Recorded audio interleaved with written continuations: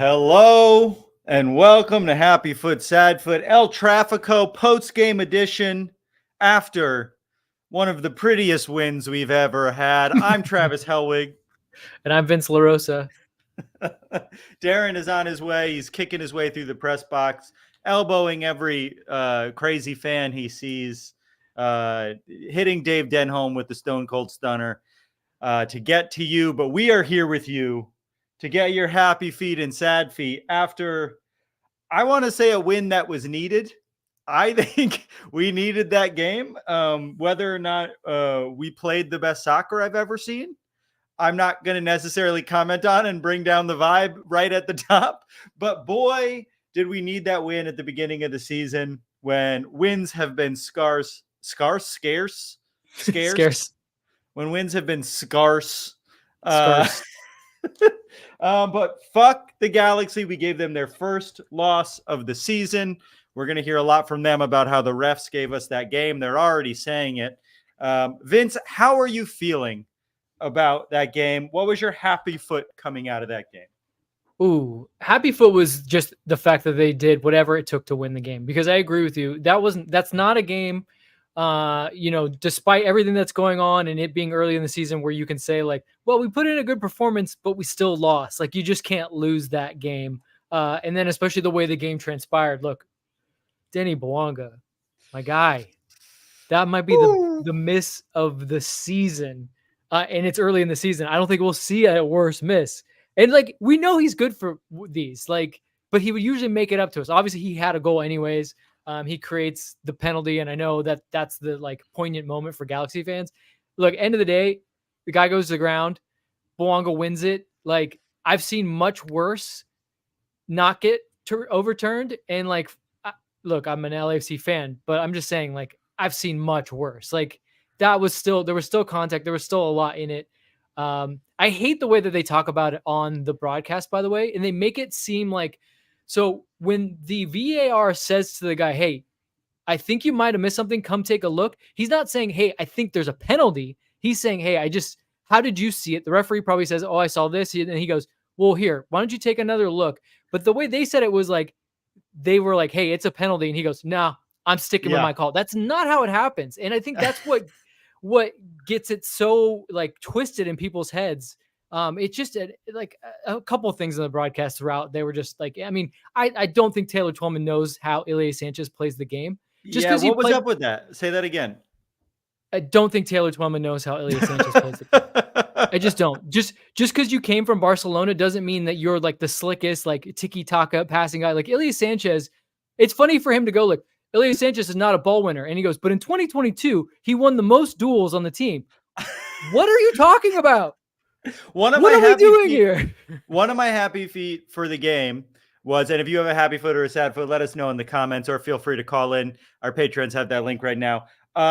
One of my big happy feet with those, there was like back-to-back possessions where Ilie Sanchez made goal-saving defensive plays. And it was immediately following Taylor Twellman talking about how Ilie Sanchez is out of position playing defensive. Should not be playing center back. And he does two great center back, like last-ditch effort plays. You don't hear that again after that. Look, yeah. And there was a couple of moments. Taylor Twellman said 3 times we should bring Maxime Chanot in earlier. I think just because MLS people know MLS players and they get excited about seeing them. But like, yeah, it was clear that he was waiting to waste time with the subs. I also wanted some fresh legs on there once the Galaxy subs started happening. But like, once it's the 80th minute, we know why he hasn't subbed yet. We know what the plan is in that moment. The Bouanga open goal. That's the second time this year that our good friend Denny Bouanga has had a wide open net. This one was much more egregious. And for all the shit I gave Kike earlier in the match, and we've all been giving Kike, beautiful pass, the exact right move in that situation. And there is not a person in Major League Soccer you'd prefer to have with that open net besides maybe an Argentinian down in Miami. He's got to be in his head, right? There's no other reason for him to miss a shot like that, right? Either in his head or just sloppy, like too high in his own supply. Like he thinks that everything he touches is gold. He already had a goal. Like you got to, that's a play, honestly, where it's like, it's almost harder to miss. And the reason why it's almost harder to miss is all you have to do is focus and stay above the ball. Like there's no reason for you don't have to put it in the top part of the net. You just put it into the net and basically dust the game. That's the biggest problem. And thank God it didn't have any bearing on the game, but that is the possible moment of the game. And as you said, it couldn't have fallen to somebody from LAFC that you would want more there. But again, like we said, sometimes he has these. Like he's just like this is why he's not a lethal finisher. This is kind of one of the reasons why he's here and not still in Europe. Like he had to come back to find that goal scoring touch. He's got it, but man, I can't see too many more of those because like Denny, you got a new contract. Like this is your team. You're the guy. Then you need to be the guy in moments. And that was a big moment where he got bailed out in the end, but like he should have been able to just finish it off for his team and made it easy. And he's not doing anything for his chances to go overseas this summer. Like I know he deep down was kind of hoping he might get a transfer this summer, even after the extension. He's not doing much for that argument. I mean, the other thing I just want to say off the bat, John McCarthy, an incredible game, kept them in that game. There were multiple moments where we should have put it away. It hurt to watch him do that. What's wrong with my words today? That's the fourth time I've messed things up. I think it's also, you said something in the preview episode that stuck with me the whole time I was watching it, which is there's no joy in El Tráfico, only relief. And that's all I'm feeling right now. I'm like very happy we won, but I'm not ecstatic in the way that I would be normally after a win. Yeah, like you feel like your hand's still a little bit like this, but it's better. And you're like, okay. Whew, whew. And a big happy foot for me too is I know that playing a defensive block isn't the prettiest thing on the planet, but the Galaxy have maybe 3 of the 4 best players on the field right now when we were playing against them. And we shut down their trifecta of players that we were supposed to be scared of. Puig, that was maybe his worst El Tráfico. He was getting very frustrated. Paintsel was barely involved in the game, and Peck was a name I didn't hear at all. So I feel like for as much as we didn't play a good game, we played an ugly game. We had a pretty strong defensive showing, even if it was an ugly game to watch. Well, I'll give it to you if you don't like low block defending, but the flip side of that too was they had the best chances. So if you're an LAFC fan, you're just like, all we did was like defend for dear life. No, I mean, they defended smart and then played to their strengths against a Galaxy team that, look, this Galaxy team is flying high. They know each other. They know these little combinations. They know where each other is going to be. But in order to do that, they have to move the field around a lot. Now, that didn't always play into LAFC's strength when they were chasing a little bit. When they were able to stay like just tactically smart in smaller areas of the field, they were able to turn them over. And then basically they were through, I'd say 90% of the second half, the most dangerous team in that second half, despite the Galaxy having the ball. So like to each their own about the way you like the game played. But at the end of the day, it's about creating chances and scoring goals. And LAFC did the better of that throughout the 90 minutes. We played a lot of beautiful soccer under Bob Bradley and lost a lot of games by 4 goals. Like it just, it's not always the most fun soccer to watch when you're winning. That said, we played some ugly soccer last year and then got destroyed in the MLS Cup finals in a similar fashion. So who knows? Look, let me look at my notes too. I want to hear in the chat some of your pros or happy feet and sad feet. I saw Log say that his happy foot is they executed the game plan, which I think is smart. I think that's exactly what Vince was just saying. Like this wasn't a game that was the most fun to watch as a viewer, especially the second half, which was it was a slog, as logs might call it, a slog, but that was what we wanted to do. And I don't know, we won the game. What else can you fucking ask for? Right. As long as you win the game, you look like a genius. That's why like it's so funny to me when people like after the fact are like, well, why didn't you do this? It's like, yeah, but what if that also didn't work? How stupid would you look changing your DNA? And like defending in a low block, again, not the prettiest. We're not used to LAFC not being a somewhat pretty team, but what they are really good at is attacking in space. And when they won the ball and attacked in space, they looked like the LAFC that we're used to. And there were though times, and I'll say this is another happy foot, where like they would go fast, but then they were smart enough to pull the ball back and pass it around a little bit and like have like a secondary kind of movement or combination that created a chance. I like to see that. Obviously, some of that is game state. Look, when you're up 2-1, you have the luxury of going forward real quick and then saying, hold on, let's play it back and see what we can do. We didn't see that in Colorado, maybe because they're, it's 2-2 or they're down 3-2 and they're on the road. But that's a mature sign from them. And also you got to love Kai Kamara, like just old manning on the ball and like sticking his butt out. And then like, oh, did I get fouled? Oh, is it out of bounds? Nope, I'm still going. And then being like, I'm going to cross it. No, I'm not. I'm going to the corner. And like, you love to see that. Cause again, it's those little things that show that it's like a team that just understands the assignment. And so too many times so far this season, you looked at LAFC and said like, do they know like what's going on right now? Do they know that they shouldn't be playing in this way? This was a game where I felt like they really read the game well, and everyone was, even Bouanga for missing that chance. Like he had some moments where he pulled back and did some nice things. So I think everyone really knew what they were doing for once. Yeah, we felt really locked in the whole game, despite it not being the most fun to watch. It wasn't sloppy at any point. And as much as it was scary, Galaxy's chances were not strong chances. There was maybe, they were outside of the goal that they scored, where they had 3 really good chances in a row. What happened there, Vince? What do you do in that situation where they just keep getting rebounds after rebounds? I mean, you do what they did. You try to block it, because when the goalie makes that first save, you just understand. Look, my goalie's probably not in a good position to make another save, so I just got to throw anything I can at it. Unfortunately, you would hope though one of those clearances, like the ball just kept falling right back in the center. What you hope is when you throw your body at it, it goes out and goes up for a corner, and you just move on. But yeah, you just got to try to pick up your goalkeeper in that moment, because he maybe isn't ready to make another save. Yeah, Ross just commented that he disagrees with something you just said, which is that, and he says we shot a lot of balls from 30 yards out when we should have been holding off and killing the game. I think that is a single shot from 30 yards out. I can think of one. And it was Kike Oliveira. It was like the 91st minute. And he had the ball, and at other points in the game, you might be cool with him shooting, but there was no reason not to pass back, and he kicked the ball over the net, and they had. Okay, I know that one. One, it wasn't from 30 yards out. I will say this: as much as it maybe wasn't a good idea, at least when he missed the goal completely out for a goal kick. This is something that's like kind of like high level. Look, if you're gonna take a shot there, don't kick it right into the goalkeeper's hands where they can restart it right away. If you're gonna miss, either score or miss big so that you can be there for the goal kick. And LAFC defends goal kicks very well, so that was. I mean, I don't know if he knew it in the moment, but at least he missed big. A lot of coaches will say like, end the play, and by end the play means either goal or the ball is completely out of play and we start from a restart. Not the other team can counter you quickly.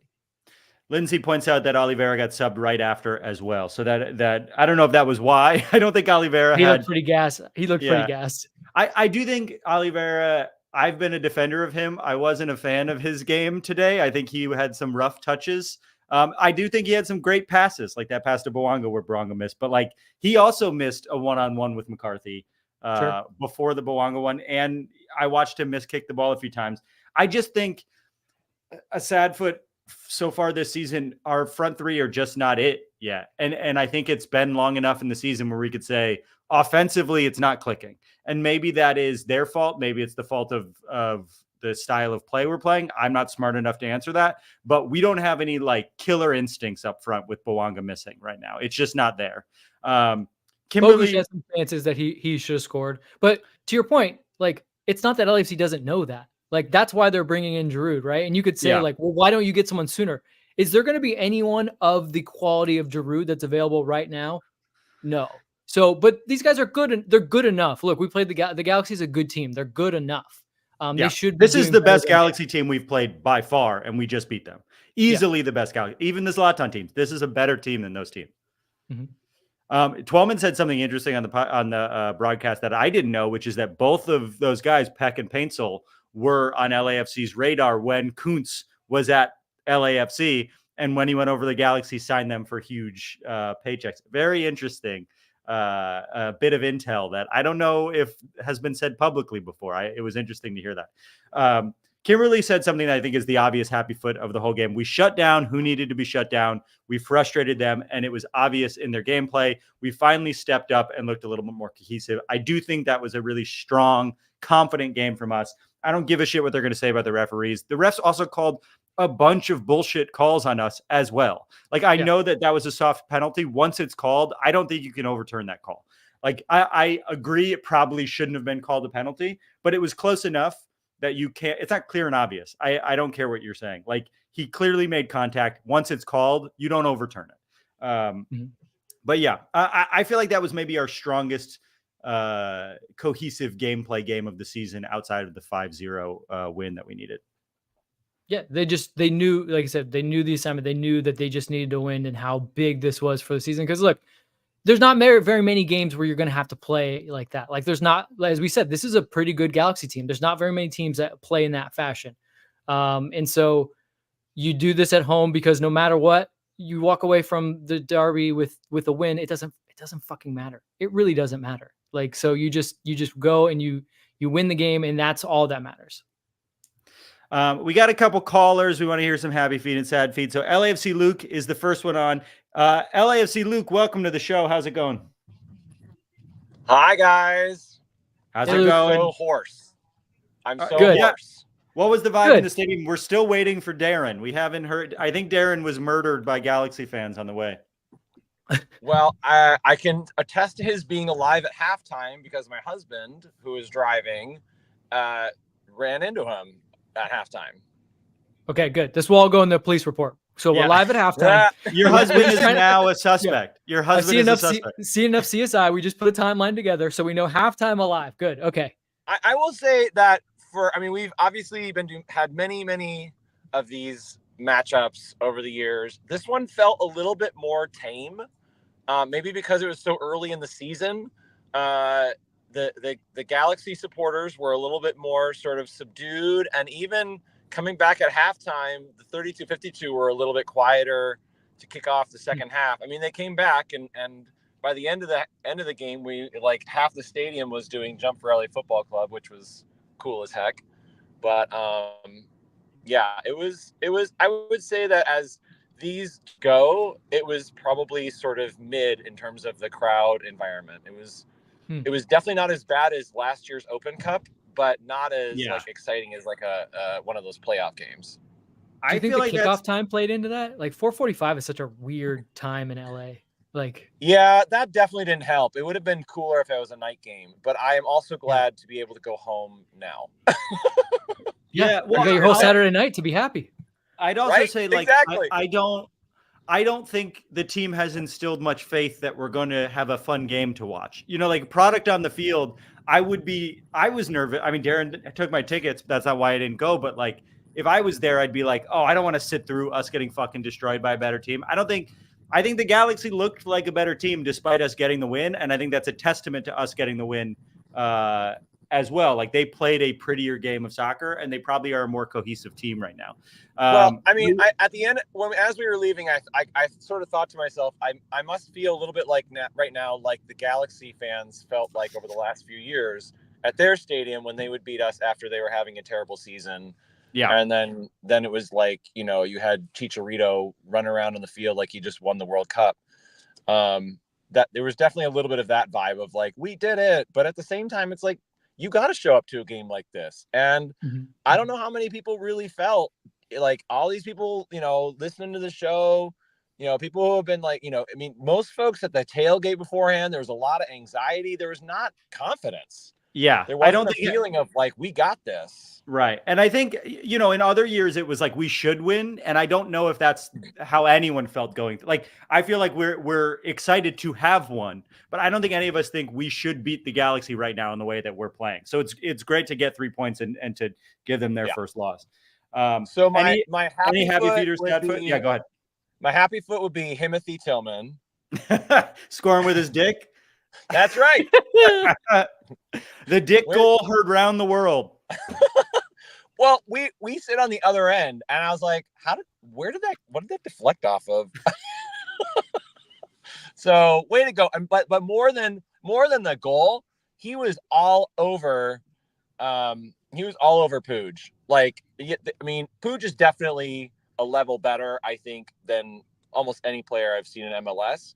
But he was uncomfortable for most of that game because Tillman was on him, and it was great to see him just keep at it and keep going at it.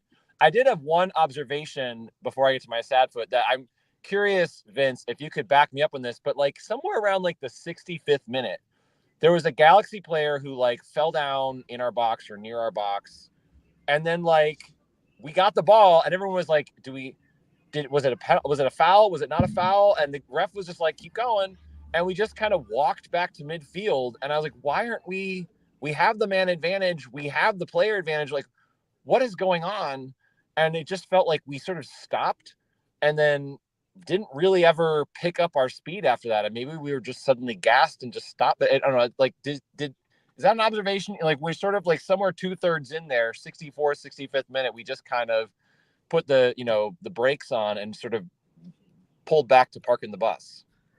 Well, I mean, if something happens like that, like that's a weird moment when you want to counter, like speed is your friend, right? Going quickly.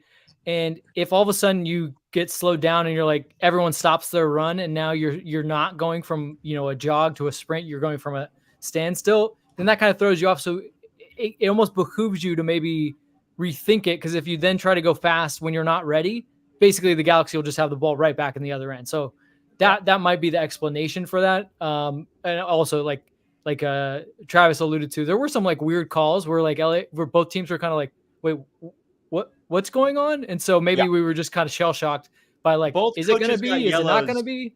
For that reason, I mean, Sergei Palencia's yellow in the second half. It did not look to me like anything like that. But he had been waiting to give him a yellow since the first half. But like there was there was no. He probably should have. Yeah, he should have. But he basically stepped on the guy's hand, which the guy goes to ground. Like you're running on a field. Where else is he going to step?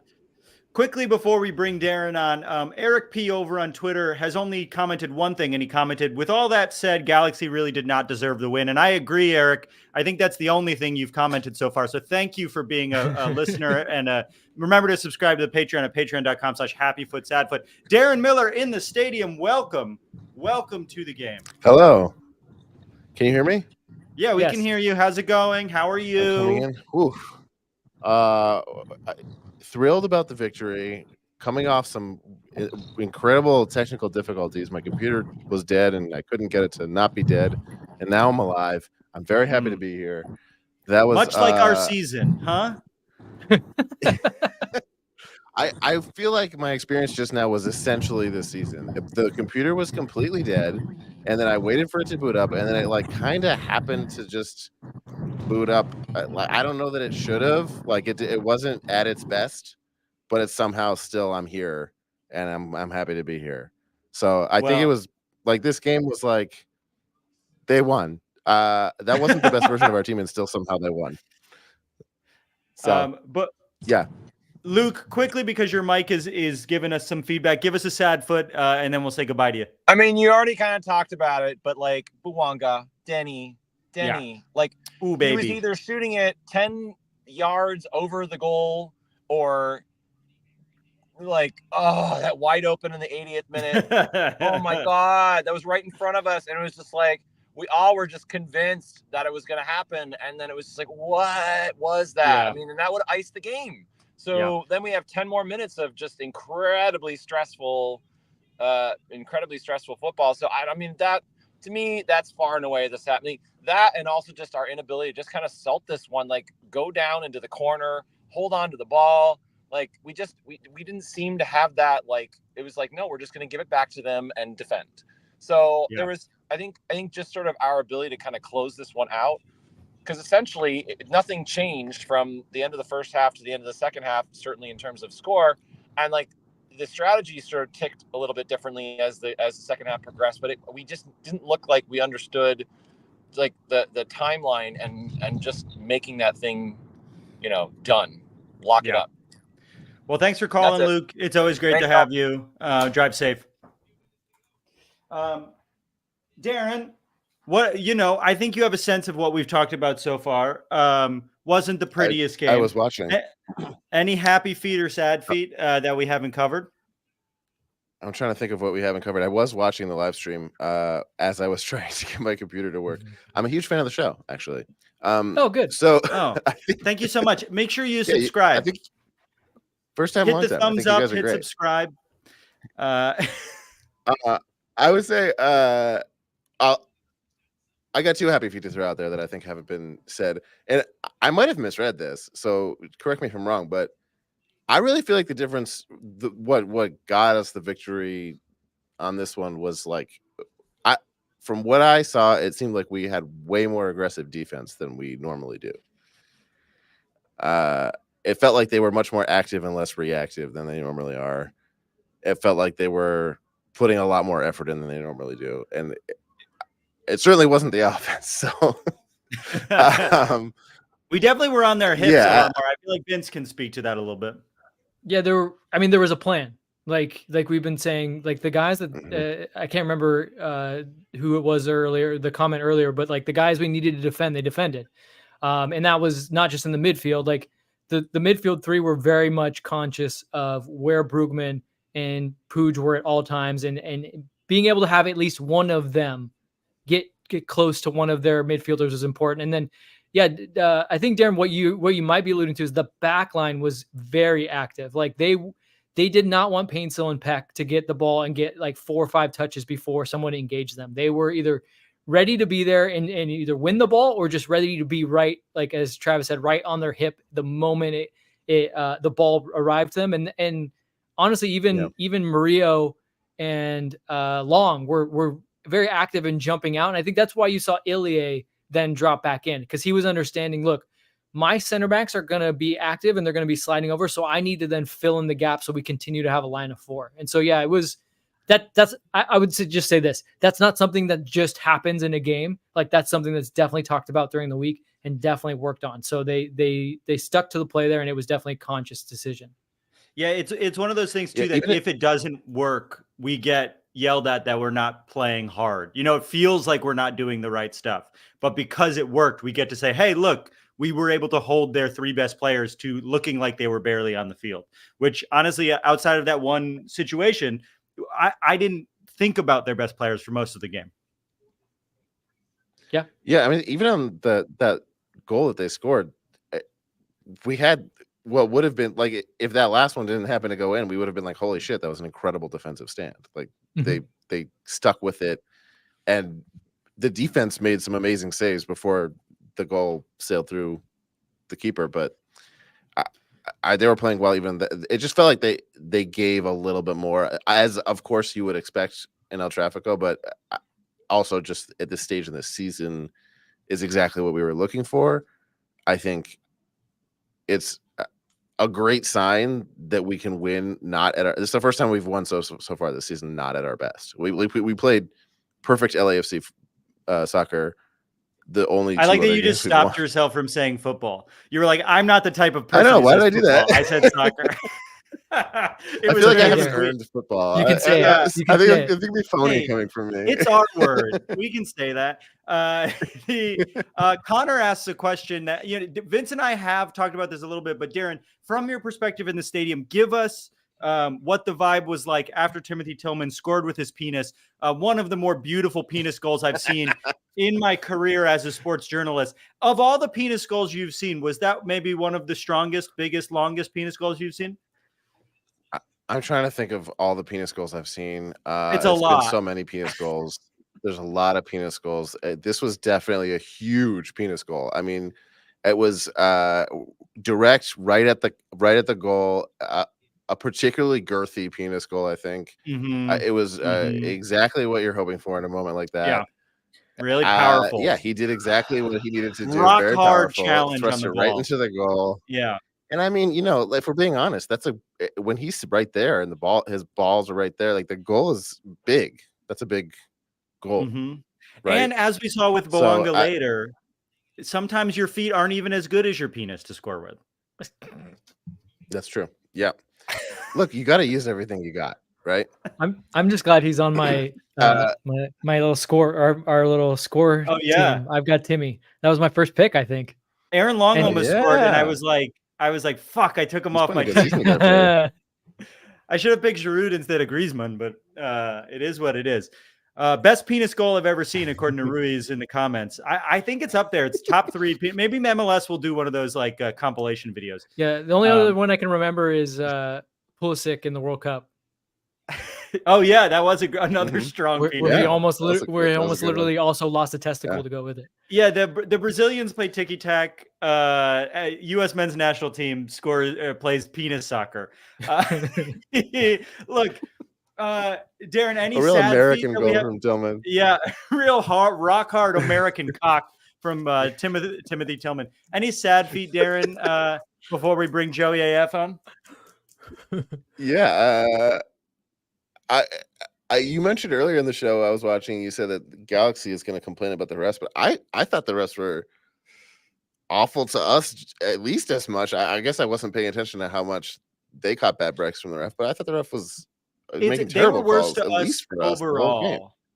I think they were worse for us overall, but the PK call was talked about a ton on the broadcast as a bad PK call. So that's going to be the narrative coming out of it, that it would have been a tie game if it wasn't for the PK getting called. Right. But I mean, what, you're disagreeing with the replay at that point? You're just the commentators were disagreeing with his replay decision. Yeah. You know how Taylor gets when he's got an opinion, he's gonna hammer it. And then even after the penalty's put in, he's going to remind you, hey, I didn't think that was a penalty. Yeah. And look, I guess that makes for good talk all throughout the week. We'll be able to debate it back and forth. But like, look, the guy went down. The guy left his feet. I think Bouanga made a meal of it. I think he still might have gone down. Like if Bouanga just goes down, then we're not even talking about this. The guy leaves his feet. Bouanga just goes down. He had no business leaving his feet there. But yeah, on the broadcast, they just over and over and over, and then even misdescribe the way the VAR like kind of recommends it to the referee, which we've already gone over. And so they're just doing no favors to the referee here. And look, he made the call, then looked at it and said, look, that's still my call. That's his job. Yeah. Well, let's bring on, he's been waiting I for. Think if anything, sorry, go ahead. Sorry, Darren. I think we're on a bit of a delay, so I keep talking over you. I'm sorry. Oh, that's okay. Let's bring on Joey AF. He's been waiting for a bit. Joey, welcome to the show. Thanks for being here at Denny's. At Denny's, yeah. Yeah, Denny's. What does it say underneath? Goals 24/7. Yeah, not the case. Not the case this week. You should actually just block out the goals part because it's always open, never closes in this game. It seemed like. Joey AF. Any happy feet or sad feet? What's your happy foot from the game? Thanks for coughing directly into the microphone. Yay, mission accomplished. One half of Drover's shot confused me for LAX Andy, which might be my happy foot for the entire season.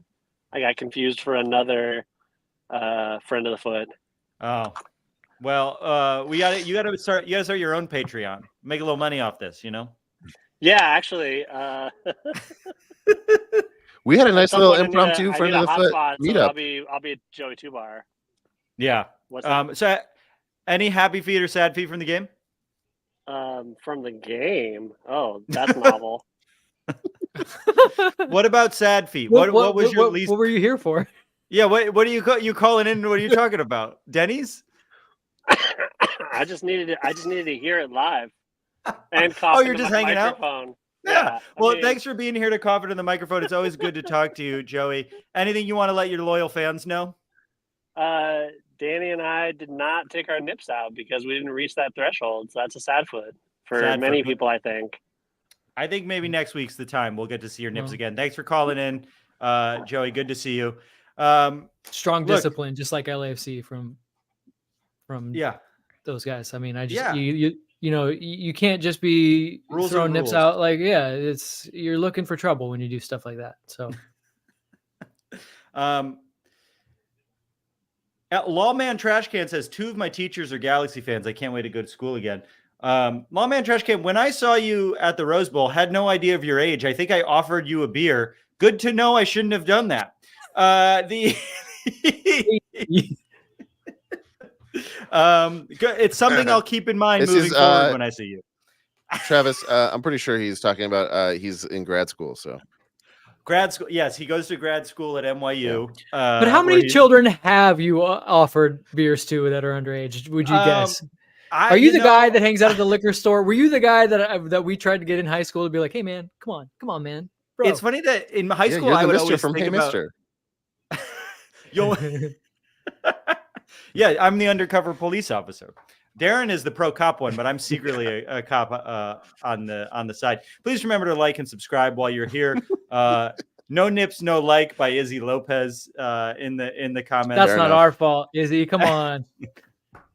Blame Bouanga. How are we feeling about the team in the season after that game? We got the fucking job done. We did what we needed to do. We played a strong game despite it not being the prettiest. How are we feeling overall about the team? Are we more confident coming out of this, or does it feel like it's El Tráfico? It doesn't really mean anything over the course of the season. We're going to Portland next week. I'm just excited about team unity because we watched a Colorado game where it seemed like there was two different teams on the field at times where like they didn't all seem to be on the same page.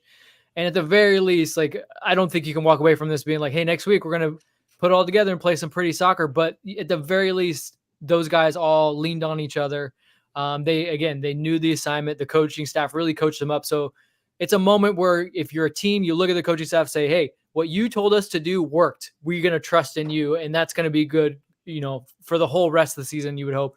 And then also they can look at each other and go, hey, there was times when you had to make a play for me or I had to step up for you. Now I know that you've got my back. Those little things matter. They're not always something that you can like put your finger on, but in the ways that the Galaxy can play so pretty with the ball, like these are things that you need to have and cohesiveness that you need to have to be a good team. So I think it's a really big step forward. And I guess the flip side of it is if they lose that game, you're just terrified that like you may never get those guys back. Like even this early in the season, you're just worried that, everyone's like, well, fuck this. I'm going to do what I want to do. This guy doesn't know what he's talking about. Like, it doesn't matter what we do. I'm just going to get mine. And so that's probably the biggest thing for me. Yeah. Darren, in the stadium, how did you feel watching the team? Did you have any more confidence than when we're talking about the team normally this year? Yeah, I mean, the vibe was great in the stadium. Toward in the 90th minute, we had cheers going in the whole stadium, not just the 3-2-5-2. I agree with everything Vince just said. I think the team like it was in a sense like a brick wall. They did not let the Galaxy be the Galaxy. Like that was the worst I've seen the Galaxy play this season. Like we weren't at our best, but we kind of intimidated them to victory in a way. I mean, the first 10 minutes of the game, first of all, I'll throw in a happy foot in the middle of this comment, which is that the Tifo was incredible. Oh, yeah, that ruled. It was very cool. And the reason why I'm throwing it in the middle of the comment is honestly, it contributed. Like, between that and the vibe in the stadium and, like, playing so aggressive from the first minute and that early goal, we set ourselves up to, like, hold the fort down. And that's what they did as a team, and they pulled it out. They didn't, like, it's not the 5-0 LAFC team that we saw a couple games ago. It was like, in some ways, a better, like, I'm happier to see that this is a way that they can win.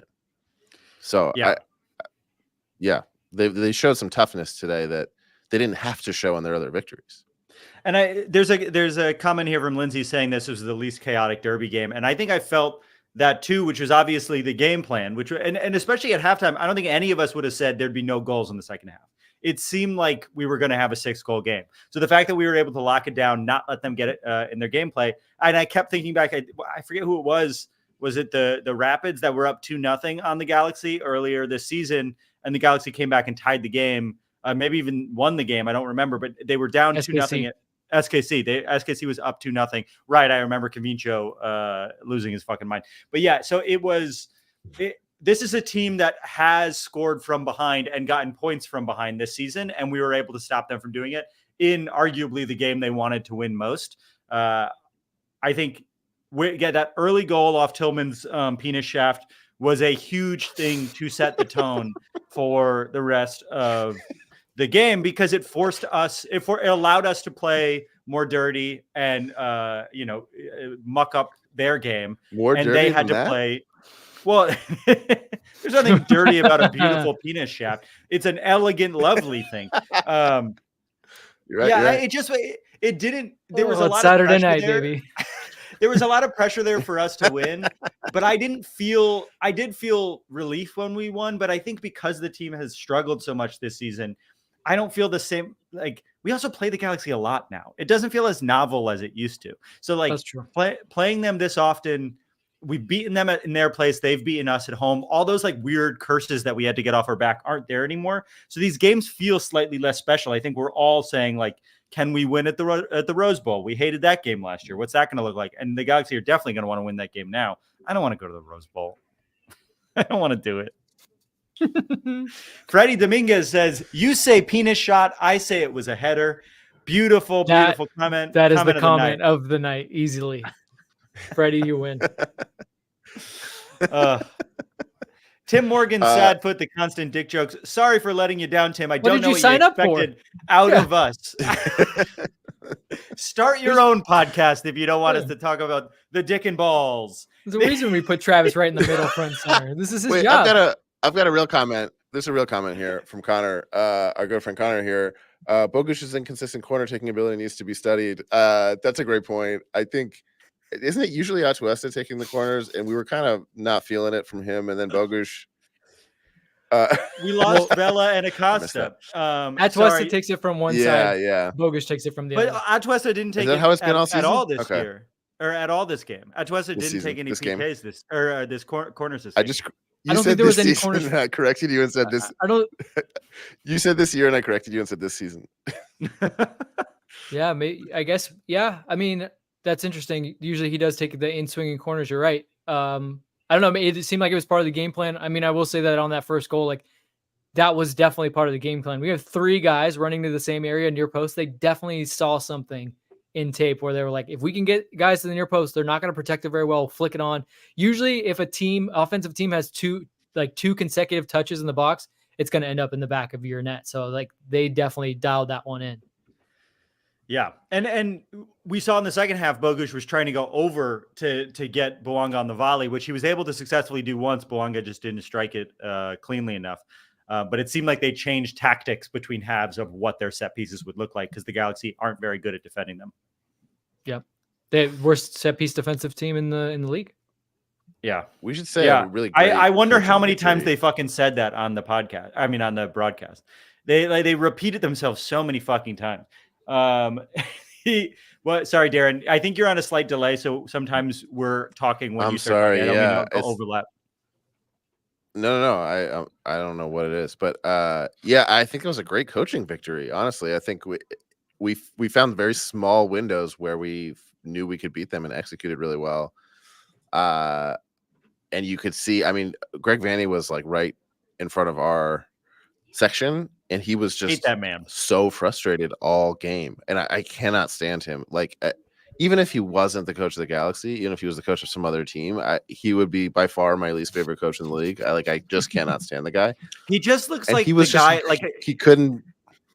He looks like your mom's new husband after your parents get a divorce. Yes, like he's just like absolutely 100%. A piece of shit. Oh my God, he's gonna like be like, "Hey, kiddo, how's it hanging?" He's gonna and then like you're gonna find out years later he hits your mom. That's not a real thing that I know. We're not gonna defame Greg Vanney. I'm joking. I'm saying a stepdad. We're talking about the character, the archetype. Yes. Right. He's just describing the archetype. Yes. But he's just like he's got real stepdad energy. You know? Yeah. He could not keep it together. I feel like that was really the victory was like when he got the yellow is because he was so frustrated and he couldn't keep it together and he knew the game was falling apart.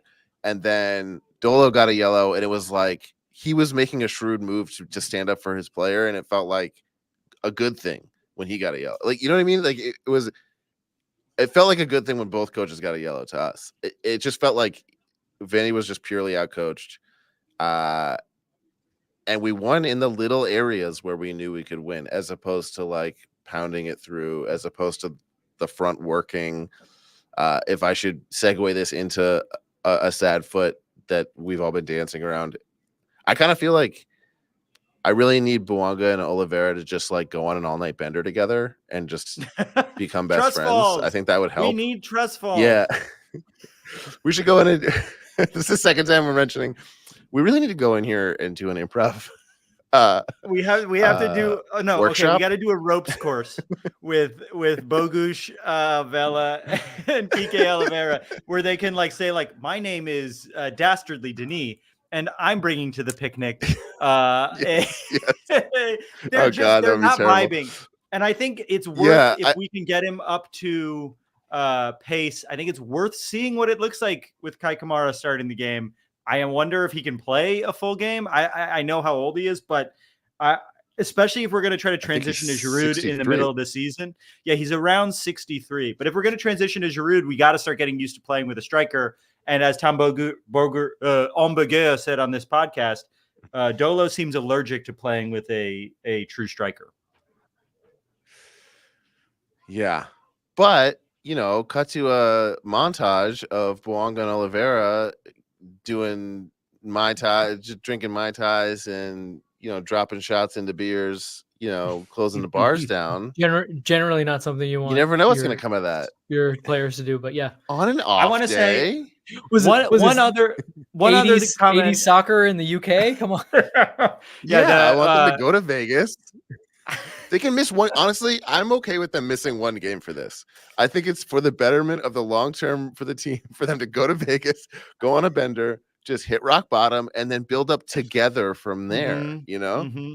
Honestly, they needed the rock bottom of losing today. We should have lost. We should have sent them to Vegas to stay at like a shitty hotel. They should have stayed at like the Tropicana after it's closing.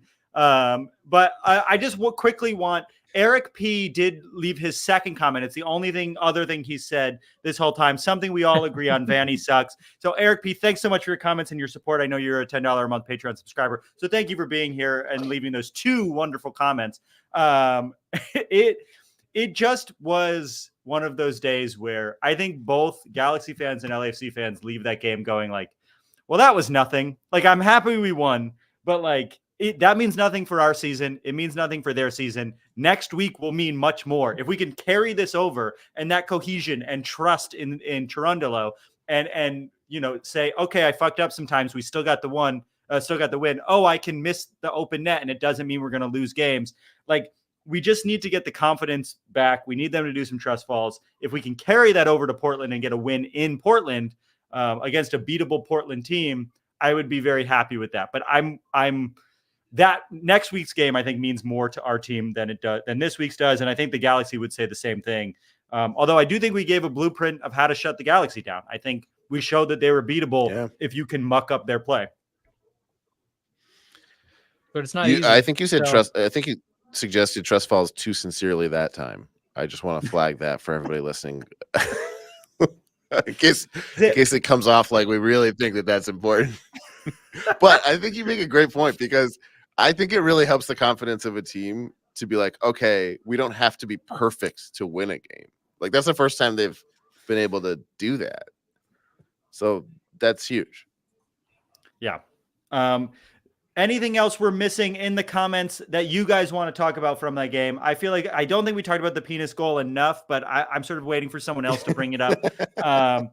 I think Kimberly brings up that we have another game next week against another backup keeper. We got our Crépeau game. And that's a player I won't be booing. John McCarthy. So how do we feel about the reception for McCarthy tonight? They didn't show anything in the broadcast. I didn't really notice anything in particular. I didn't really notice anything in particular in the stadium, as far as like love or hate for McCarthy goes. I did notice one thing. I don't know if this was on the broadcast or not, but after Bouanga sailed that ball over the open net, he was really down on himself and he was running back, and McCarthy kind of like banged on the back of his neck and like said something to him. And to me, it felt like it was like equal chance that could have been him being very encouraging to an old friend and also just fully trash talking. Yeah. And I could not tell what it was, but he said something to him. I don't know. McCarthy doesn't seem like the kind of guy who would be openly cruel. I could see him being an asshole if you were an asshole to him, but I don't see him being an openly cruel dude. Agreed. I think if he was trash talking in that moment, it wouldn't have been taken as like serious, but I wonder what he said. That's all. Tiny Donuts brings up the thing we haven't talked about, which is that Gareth Bale's fucking yoked. Gareth Bale was massive. He's training to be an MMA fighter. Like, what? You should be playing.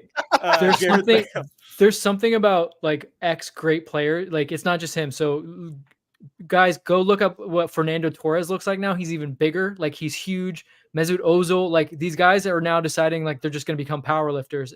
and it almost looks gross. Like Gareth looks okay, but look up Fernando Torres and Mesut Ozil. It's just wrong.